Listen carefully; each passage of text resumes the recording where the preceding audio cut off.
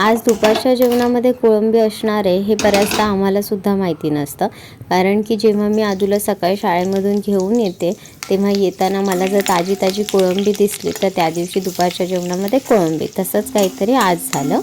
कोळंबी अतिशय ताजी होती, मावशीने साफ करून दिली, त्यामुळे आल्याबरोबर करायला घेतली. गरम तेलामध्ये कढीपत्ता, लसूण आणि बारीक चिरलेला कांदा छान परतून घेतला. यामध्येच बटाटा टाकलाय. कोळंबीमधला बटाटा सगळ्यांनाच घरात खूप जास्त आवडतो.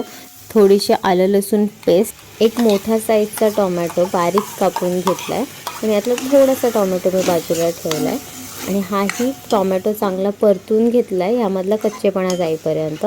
त्यानंतर अगदी 2च तुकडे छोटे चिंच, हळद, हिंग आणि कोकणी रस्सा भाजीचा मसाला हे सर्व टाकलेले जिन्नस आपल्याला चांगले शिजवून घेण्यासाठी थोडंसं पाणी घातलंय आणि यामध्ये स्वच्छ धुवून घेतलेली ताजी कोळंबी.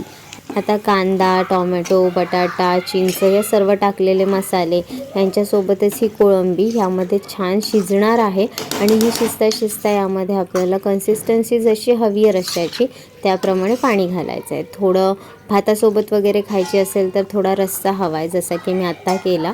तर तुम्ही तुमच्या आवडीप्रमाणे कमी जास्त प्रमाणात पाण्याचा वापर करून कन्सिस्टन्सी करू शकता. यामध्ये चिंच ऑलरेडी घातलेली आहे, पण थोडी आंबट असली ना की अजून छान लागते, म्हणून मी यामध्ये थोडं लिंबूसुद्धा पिळणार आहे. तुम्ही स्किप करू शकता, काहीतरी हवं तर एकच टाकू शकता, कोकम किंवा चिंच किंवा लिंबाचा रस, किंवा माझ्यासारखं थोडंसं चिंच आणि थोडंसं लिंबाचा रससुद्धा टाकू शकता. आता उकळ आल्यानंतर यामध्ये वाटण घातलं आहे. कांदा, लसूण, आलं याचं साधंसं वाटण आहे. भाजून घेतलेलं खोबरं होतं, त्यामुळे त्याचा वाटणाचा रंग थोडा काळपट आला आहे. वाटण घालून झाल्यानंतर एक उकळ आली आणि वरून कोथिंबीर टाकली की आपली रेसिपी तयार आहे. तर दुपारच्या जेवणामध्ये अशी गरमागरम कोळंबीचा रस्सा आणि भात असं होतं छानपैकी जेवण.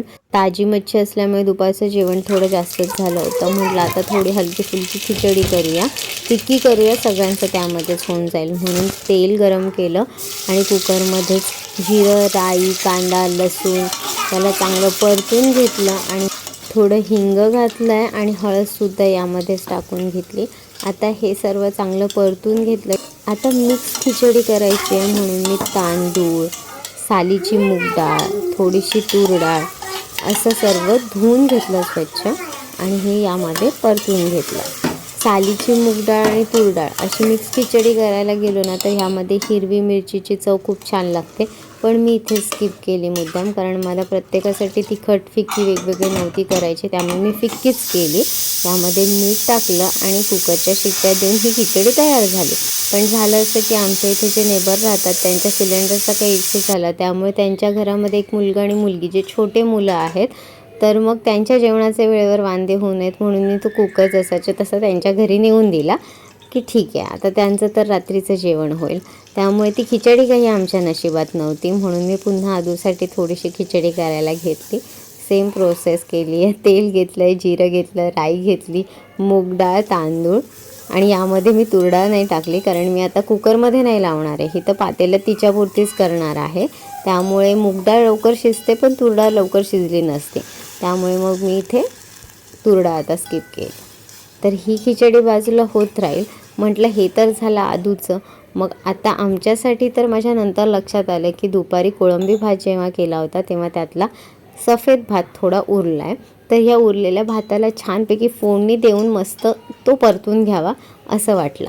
तर आता ही फिक्की हलकी फुलकी तेलामध्ये जिरं, राई, कढीपत्ता आणि हळद, हिंग, बटाटा, तांदूळ आणि सालीची मूग डाळ घालून केलेली हलकी फुलकी झटपट होणारी खिचडी जवळजवळ आदूची होतच आलेली, पण अर्धवट दाणा शिजलेला होता, अजून थोडी शिजायची बाकी आहे, त्यामुळे कमी गॅसवर तिला शिजत ठेवलं आणि आता फोडणीचा भात बनवायला घेतला. कढई घेतली, कढईमध्ये तेल टाकलं आहे, तेलामध्ये शेंगदाणे चांगले परतून घ्यायचे आहेत. मला भाजलेले शेंगदाणे आहेत, पण थोडे तेलामध्ये खरपूसचे भाजून घेतले ना अजून की ते अजून छान लागतात खायला, खमंग. कढीपत्ता, आता मात्र मी यामध्ये भरभरून हिरवी मिरची घातली आहे, कारण हा फक्त आम्हाला दोघांनाच खायचा आहे.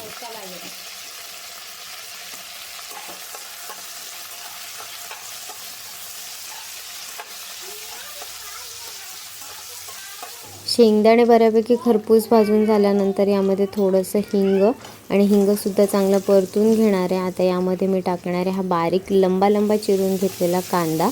कांद्यामुळे फोडणीचा भात खूप छान लागतो. बऱ्याच जणांना कांदा आवडत नाही, नाहीतर काही जणांना कांदा खूप जास्त प्रमाणात आवडतो आणि काहींना खूपच लिमिटेड अमाऊंटमध्ये फोडणीच्या भातामध्ये कांदा आवडतो. पण आम्ही नवरा बायको कांदा प्रेमी असल्यामुळे आम्ही भरभरून कांदा टाकतो. आणि यामध्ये मी नंतर टाकली हळद आणि दुपारी उरलेला थोडासा भात. आता दुपारी 1-1:30च्या दरम्यान केलेल्या भाताला काही आपण शिळा भात वगैरे म्हणणार नाही आहोत, त्यामुळे हा ताजाच आहे. फक्त त्याला फोडणी दिली आहे आणि अजून जास्त टेस्टी बनवला आहे. तर फोडणीच्या भातामध्ये बासमती भात असेल ना तर मग अजूनच मजा येते. तो मोकळा असतो आणि असा दाणे झालेला भात खायला खूप मजा येते. भरभरून कोथिंबीर टाकली आणि फोडणीचा भात तयार आहे. शिळं तसं खाणं चांगलं नसतं, त्यामुळे बनवताना जर प्रमाणात बनवलं तर शिळं उरतच नाही. खिचडी त्यांना द्यावं लागली हे एक मनाने बरंच झालं. त्यानिमित्ताने हा फोडणीचा भात बनला. आणि आता फोडणीच्या भातासोबत काहीतरी अजून छान बनवावं म्हणून घरात कैरी होती. कैरीच्या लांबसर फोडी केल्या, पण मला फोडी अतिशय बारीक हव्या होत्या, त्यामुळे चॉपरमध्ये त्यांना अजून बारीक करून घेतलं.